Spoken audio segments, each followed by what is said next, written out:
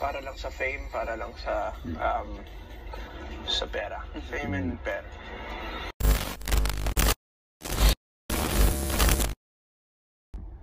Yes, so guys, welcome back again sa ating channel. So for today's vlog, pag-uusapan natin si JM Ibarra at saka si Kyle Echari, na kung saan sinabi daw o nagparinig daw si Kyle Echari na mukhang pera daw si JM Ibarra, dahil nga sa yung intensyon niya o gusto niyang mag-artista para kumita ng pera. So panoorin natin tong interview ni Kyle Echari. Huwag na natin pataglin pa, panoorin natin tong mga kautal. Let's go! Gusto maging artista para lang sa fame, para lang sa pera. Fame and pera.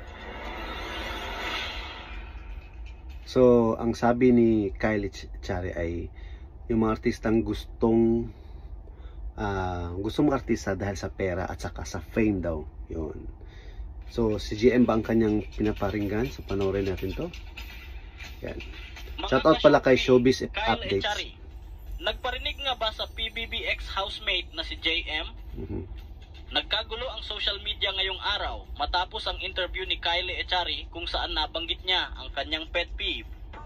Ang mga taong pumasok sa showbiz na ang tanging motibo ay fame at pera. Dahil sa pahayag na ito, maraming netizens ang nag-assume na ang ex-housemate na si JM ang pinatutungkulan, lalo pat fresh pa sa alaala ng fans ang mga pangako ni JM kay Jazz sa loob ng bahay ni Kuya. Pangakong tila nalihis nang mag-click ang tambalan ni na JM at Piang. Nagsimula ang mainit na palitan ng komento online. May mga nagkomento na si JM umano ang akmang pinapatamaan ng statement ni Kyle dahil sa biglaang pagsikat ng love team ni na JM at Piang na naging dahilan para makalimutan daw ang kanyang naunang pangako kay Jazz.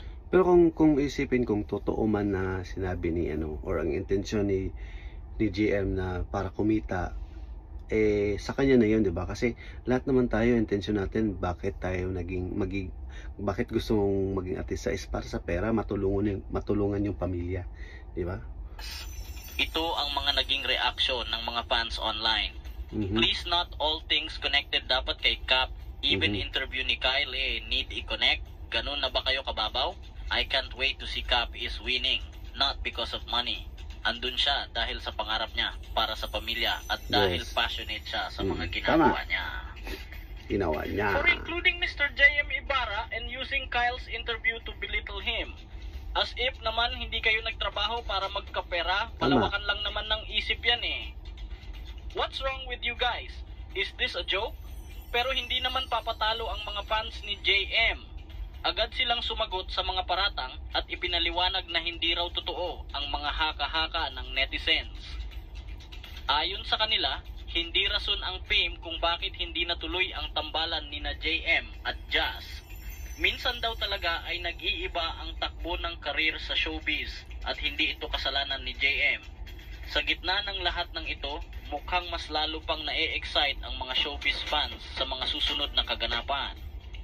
Magkakaroon kaya ng linaw ang isyong ito o mananatiling palaisipan sa social media? Abangan natin mga ka-showbie kung may bagong update na ilalabas sina Kyle at JM tungkol sa isyong ito. Don't forget to like.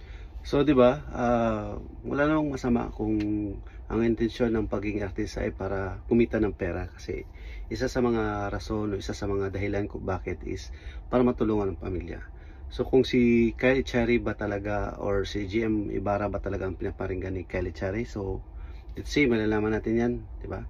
So ano masasabi niyo sa video ito mga kautal? So please comment down below. Maraming salamat po, mabay po tayong lahat.